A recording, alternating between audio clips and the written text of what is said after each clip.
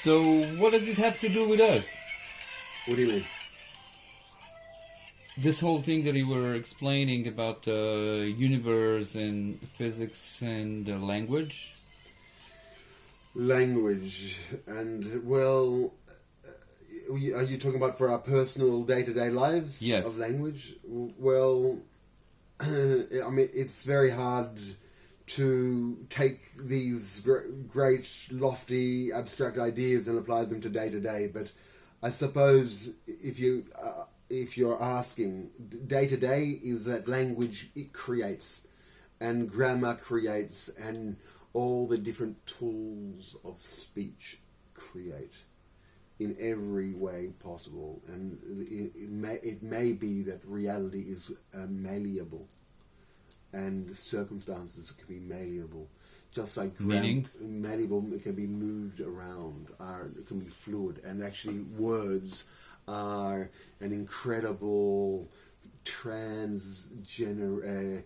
dimensional method of which maybe functions in a quantum level to trigger. You're saying maybe it functions in a quantum level? I'm just saying that. Well, language is until now it's a response. It's communication. So it is not. It communicates, but we use it for communication. However, to construct words and to construct meanings and to plan and to make rules and to create sets of behavior and habits and to structure our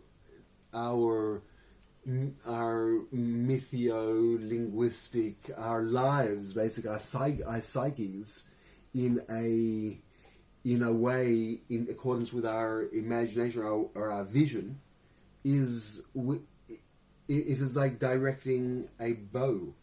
If you're going to a certain place, then it's best to visualize it and articulate it. So I mean, just as a rule of thumb, to talk properly, to talk clearly, to identify what you want in language, to structure what you want, to try to visualize in many different ways from many different positions what you want, because you're going to achieve something which is coming from many different coordinates. That for day-to-day habits, that's.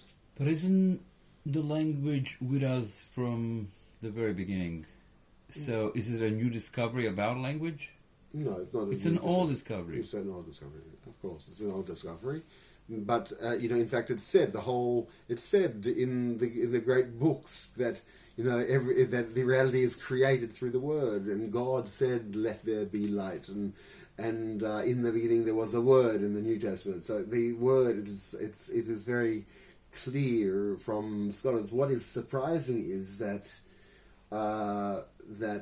these knowledge banks are true. They truly exist, and the religious traditions and the traditions of the world of the sages truly expressed amazing insight, because what now quantum physicists may be beginning to discover is that words and laws and the social structures that we have built is a form of scaffolding in which humans can sort of materialize and create consciousness, because there seems to be a direct relationship between consciousness and this sort of mythio-lingual scaffolding that we have. We have words, we have laws, we have behaviors, and in that, our consciousness and our civilization seems to be thriving.